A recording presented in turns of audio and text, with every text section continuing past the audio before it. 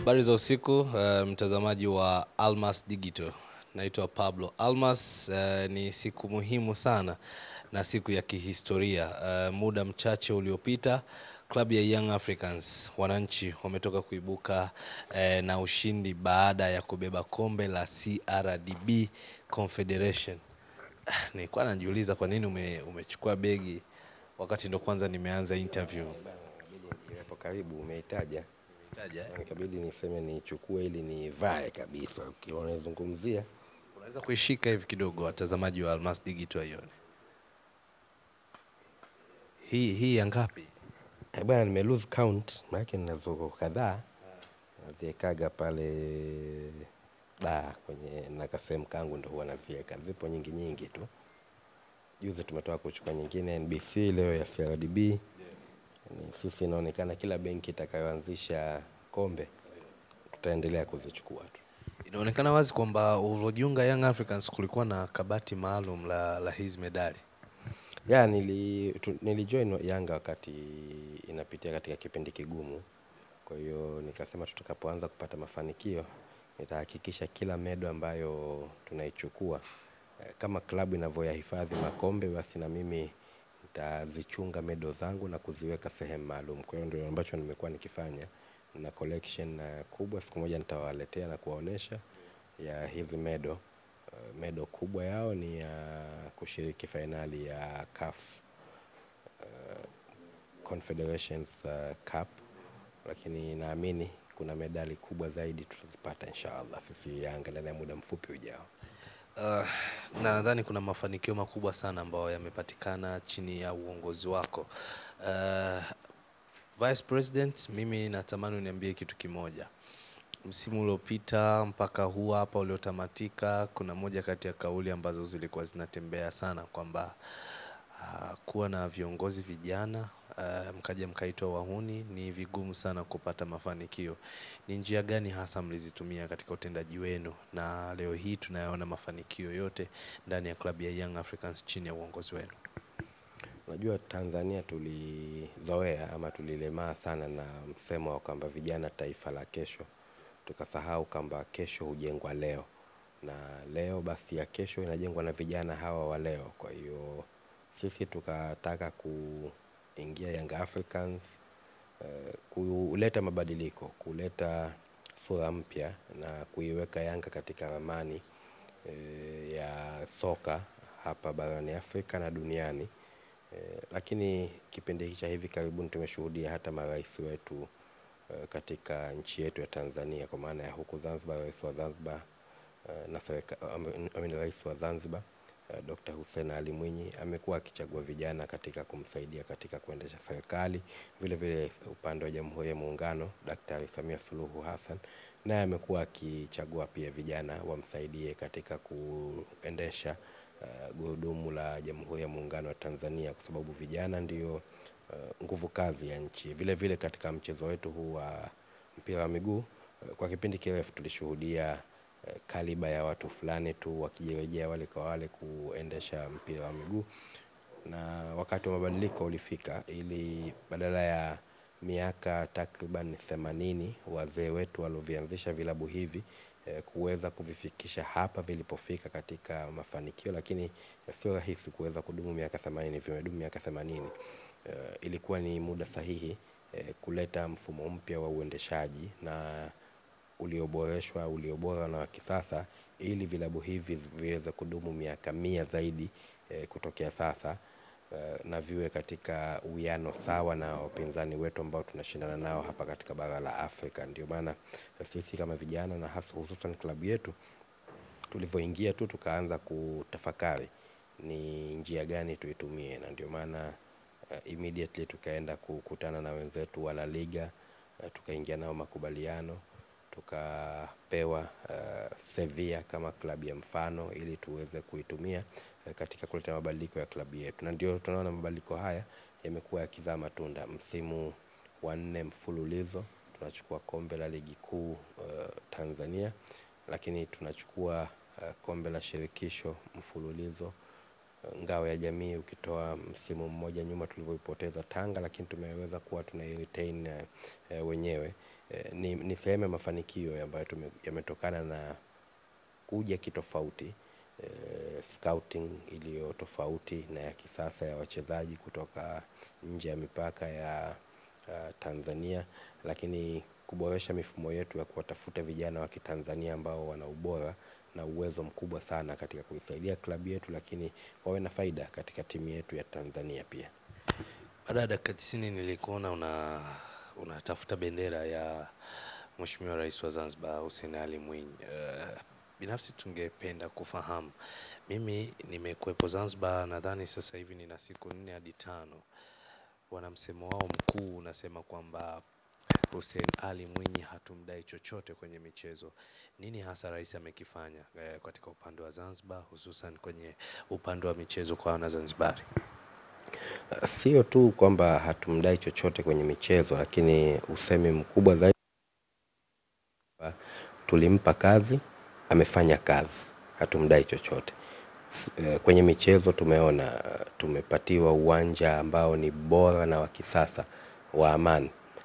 Nadhani shughuli ya leo iliyofanyika katika ufunguzi, leo ulikuwa ufungaji, lakini sijawahi kuiona popote ndani ya mipaka hii ya Jamhuri ya Tanzania, na uwanja umeweza kutumika kufanya proper event, jambo ambalo tumekuwa tukilikosa katika viwanja vyetu vinavyokuja. Mimi nimeshangazwa nilivyoona zile taa zinacheza.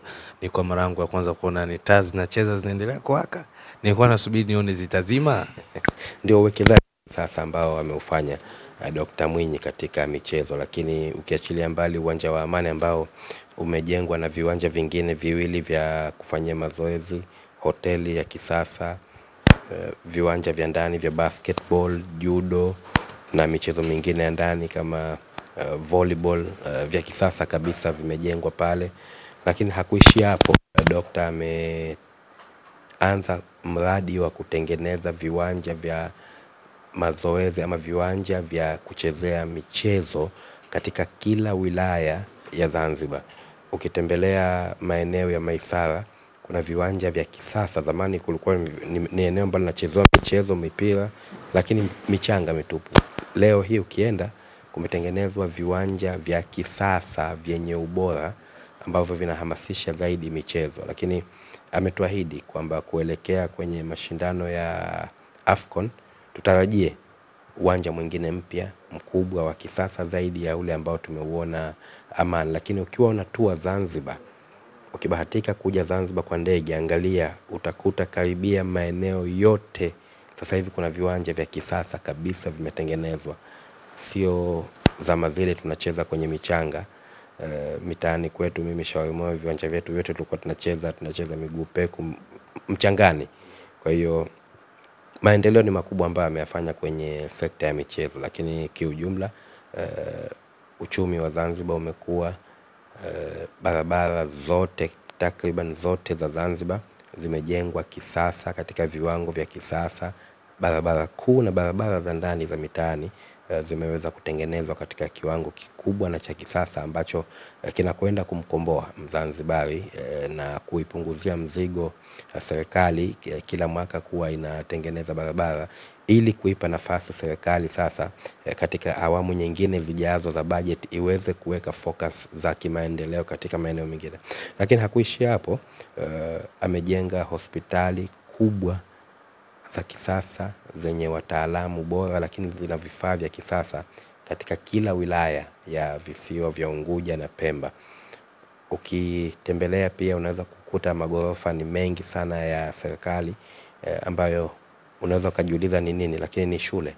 Amehakikisha katika kila maeneo ambako kuna shule zinajengwa shule nyingine, lakini shule zinazoendana na mahitaji ya sasa, shule za kisasa, shule ambazo zinaweza kuchukua wanafunzi wengi kwa wakati mmoja. Na malengo yake ni kwamba anataka kuona Zanzibar wanafunzi wanaingia kwa stream moja tu. Tuondokane na ile kuna stream ya asubuhi na stream ya jioni kwenda shule, ili kuweza kuwapa muda mzuri wanafunzi kujifunza, kusoma, lakini walimu na wao wapate muda mzuri wa kutosha katika kujiandaa katika kufundisha. Kwa hiyo mambo ni mengi amefanya, na ndio maana huu usemi unaosema kwamba tumempa kazi, amefanya kazi, ni kweli Dokta amefanya kazi kubwa na iliyotukuka katika visiwa vya Zanzibar. Vice, ni kirejea katika klabu ya Young Africans, mmekuwa na misimu bora sana katika ushindani wa ligi kuu ya NBC, michuano ya CRDB. Hamkuwa na msimu bora, pengine utakiri hivyo, katika michuano ya klabu bingwa kwa kutoka katika hatua ya makundi, kitu ambacho kiliwaumiza sana mashabiki wa Young Africans. Leo nimebahatika kufanya interviews na baadhi ya viongozi wa Yanga, wamekiri kwamba kwa kiasi chake walifeli katika kuhakikisha kwamba klabu inafanya vizuri. Pengine msimu wa 2025-2026 unaweza kuwa ni moja kati ya misimu migumu sana kutokana na ratiba kubana. Ni mwezi mmoja kutoka sasa michuano ya CHAN, na baadaye tutashuhudia mchujo wa kwanza wa kushiriki michuano ya klabu bingwa pamoja na kombe la shirikisho. Binafsi tuambie, malengo yenu yalikuwa ni nini katika michuano ya klabu bingwa msimu uliomalizika, na wapi mliona mmekosea kuelekea katika msimu ujao, ili tuione ile Yanga ya msimu juzi iliyokaribia kufika hatua ya nusu fainali inarejea tena katika msimu wa 2025, msimu wa 2026. Kimataifa sisi mara zote malengo yetu yamekuwa ni kuhakikisha kwanza timu inafika hatua za makundi. Kwa hiyo kwa msimu huu tuliweza kuipeleka timu yetu hatua za makundi katika mashindano haya ya Champions League, na hatukubahatika tu kuweza kuendelea katika hatua zinazofuata. Sababu ni nyingi, lakini hatuwezi kutumia sababu hizo kusema kwamba ilikuwa ni kwamba tulistahili tulichokipata, tulitakiwa tupate zaidi, lakini ndio mpira. Sisi tulitamani tungeweza kuendelea mbele, tukafika hatua ya robo finali na kuweza kufika hatua ya nusu finali na kuendelea, lakini uzuri ni kwamba hatuna miaka mingi tangu tumeanza kushiriki kwa kutoa ushindani katika ngazi hii ya kimataifa, na kwetu kila hatua ni kujifunza. Tulijifunza tulivyoshiriki kombe la shirikisho, tukaenda mpaka finali, tukakosa ubingwa, lakini tukaelewa nini mashindano ya Afrika yanataka. Tulikwenda tukacheza hatua ya robo finali katika mashindano ya klabu bingwa, karibia tuingie kutoka kwa mikwaju ya penalty. Msimu huu hatukuanza vizuri, ni ukweli ulio wazi, na baada ya hapo tukabadiliko kidogo ya mwalimu, nayo yakawa na athari zake kidogo, lakini ndio kujipanga na kujifunza ambayo imetupa nafasi tunavyokwenda kumaliza msimu huu ambao umetamatika leo tarehe 29 mwezi Juni. Tunakwenda kujiandaa, tunatambua kuna mashindano ya CHAN yanaanza mwezi huu wa 8. Maandalizi hayatachukua muda mrefu baada ya CHAN kumaliza katika kuiandaa timu yetu, lakini tumedhamiria, tumejipanga na tunataka kuhakikisha tunafanya vizuri zaidi katika mashindano ya kimataifa msimu huu, na ni malengo yetu kuona awamu ya kwanza, malengo yetu ni kufika pale hatua ya makundi, halafu badala ya hapo tuweze kujipanga kwenda hatua zinazofuata kadri zinavyokuja hatua moja badala ya nyingine. Na mimi naamini kwa kikosi ambacho tulichonacho msimu huu ambacho kimetupa mafanikio makubwa sana, tumechukua kombe la Toyota ambalo tulicheza na Kaizer Chiefs Afrika ya Kusini, tumechukua ngao ya jamii, tumechukua kombe hili la shirikisho, tumechukua kombe la ligi kuu ya NBC, tumechukua na kombe la muungano. Kwa ni mafanikio makubwa ndani ya Jamhuri ya Muungano wa Tanzania. Sasa tunatakiwa tuyahamishie katika nje ya mipaka ya jamhuri, kwa maana ya kwenye mashindano ya kimataifa. Na mimi naamini kama nilivyosema kwamba tuna wachezaji wazuri, tuna kikosi kizuri, maboresho yanayokuja yatatuweka katika hatua nzuri zaidi kuweza kufanikiwa kwa ngazi hizi za kimataifa. Kitu kingine ambacho pengine kinawaumiza sana mashabiki wa Yanga ni ile hofu ambao mchezaji muhimu anapoumia katika michezo mikubwa na kumkosa mbadala wake. Nikikumbuka mchezo wa Kaizer Chiefs alikosekana Khalid Aucho. Licha ya ubora wa Jonas Gerard Mkude katika mchezo ule, mashabiki iliwachukua muda kuamini kwamba Mkude alikuwa mbadala sahihi baada ya michezo yote miwili, lakini baada ya hapo kulikuwa na hofu kwamba je, anaweza kutimiza yale majukumu yaliyokuwa anafanywa na Khalid Aucho the Tank. Vile vile nakumbuka mchezo wa mwisho wa makundi mliocheza nyumbani dhidi ya Waarabu, alivyoumia Pacome alicheza akiwa na maumivu, hakukuwa na mbadala sahihi ambaye pengine angeufikia uwezo ama angeuzidi uwezo wa Pacome Zouzoua na kuhakikisha kwamba kama yupo hayupo kila kitu kiko sawa. Vice President, hili ni swali la mashabiki.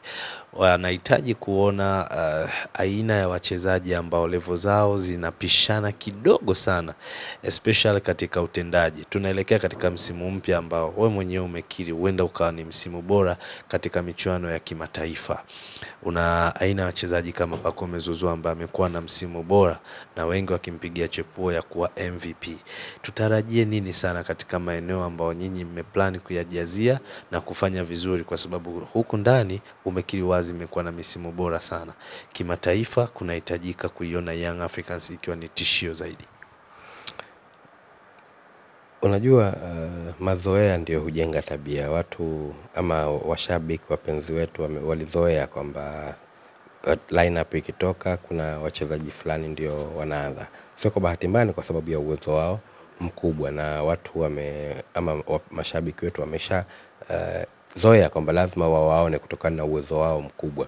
Lakini bahati nzuri ni kwamba tunakuwa na kikosi chenye wachezaji ambao wako tayari muda wote kuingia na kufanya kazi.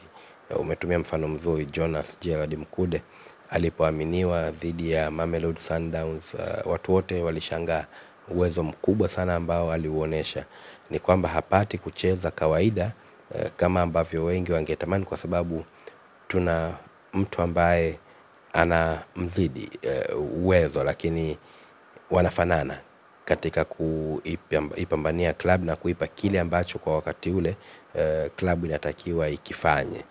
Kwa hiyo ndi sehemu ya kuwa na squad ambayo ina ushindani, squad ambayo ni kubwa, na ndio maana tunamudu kuweza kucheza mashindano 3, 4 kwa msimu kwa kutokana na aina ya kikosi ambacho tuko nacho. Lakini malengo yetu sisi ni kufika mbali, kuipeleka mbali klabu yetu, kushinda mataji makubwa.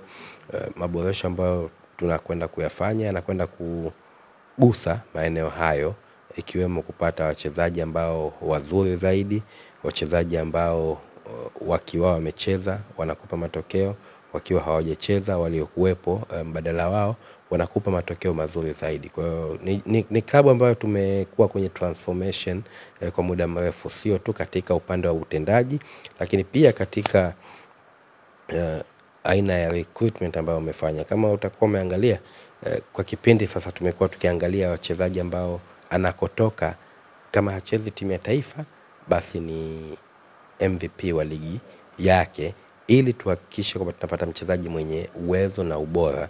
Na bahati nzuri hata kama hakuwa akicheza timu ya taifa, wakija tu hapa kwetu huwa hawachelewi kupata collapse za timu zao za taifa. Tumeona Diarra alivyokuja amekuwa regular starter timu yake ya Mali. Ya Azizi pamoja na kwamba alikuwa anacheza timu ya taifa, lakini naye alikuwa regular starter timu yake ya Burkina Faso. Musonda vile vile, Aucho ni captain wa the Cranes. Kwa kila mchezaji ambaye tumekuwa tukimchukua mara nyingi wamekuwa waki-evolve kutoka walipokuwa na kuweza sasa kuwa bora zaidi, hadi kuonekana kwamba wanaweza kuyasaidia mataifa yao husika. Tunakoelekea sasa, tunafika kwenye level sasa, kutokana na uzuri wa recruitment yetu, kuwa na wachezaji ambao ni national team players wanakotoka, ili tuweze kupata ile experience, exposure yao na competitiveness katika kujiandaa na uwezo wa kushinda mataji makubwa.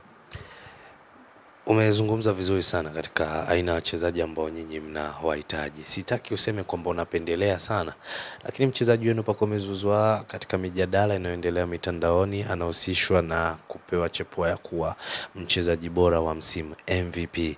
Unafuatilia ligi yetu, upo karibu na Pacome, ni aina gani ya mchezaji, na kwa hiki ambacho kinadaiwa kwamba anapaswa kuwa MVP wa msimu 2024 2025, anastahili hii tuzo? Inamfaa kwa kila alichokifanya msimu huu?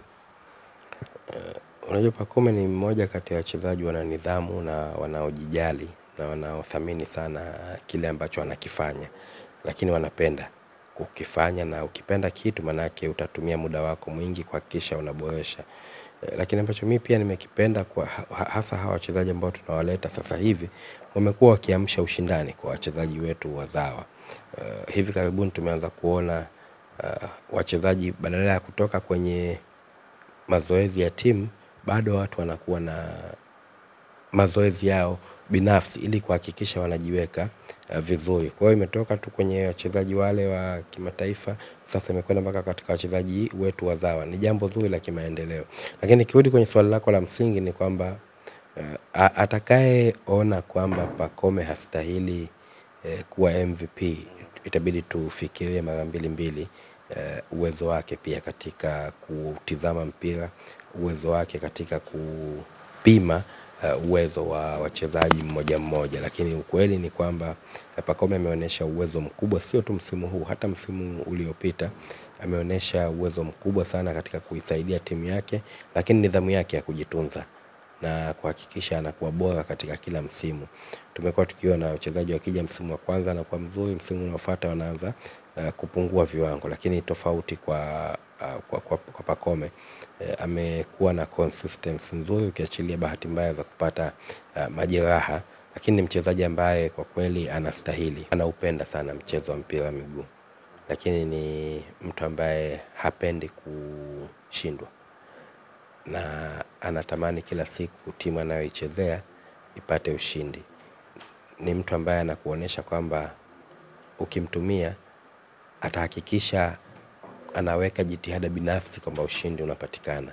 Kwa hiyo ni mtu ambaye anakupa vitu vingi sana kutokana na tabia zake binafsi alizokuwa nazo, ambazo zinakwenda kusaidia matokeo na mafanikio katika timu pia. Kwa kumalizia, unaweza kunitajia kikosi chako bora cha msimu wa 2024-2025? Bora kabisa kwa kile ambacho umekiona kuanzia mchezo wa kwanza mpaka mchezo wa mwisho ambao ulihitimisha kwa mabingwa Young Africans kumfunga mtani Simba 2-0. Bwana, mimi kikosi bora ambacho kinacheza Yanga chote cha Yanga, kwanza hadi wa kwanza mpaka wa mwisho, kwa sababu wengine watakuja kukaa benchi tu ukiwaleta. Hakuna mchezaji wa Yanga ambaye utamchukua leo mpeleke timu yote ndani ya Tanzania asiweze kuwa starting 11. Niambie Diarra unamlinganisha na nani?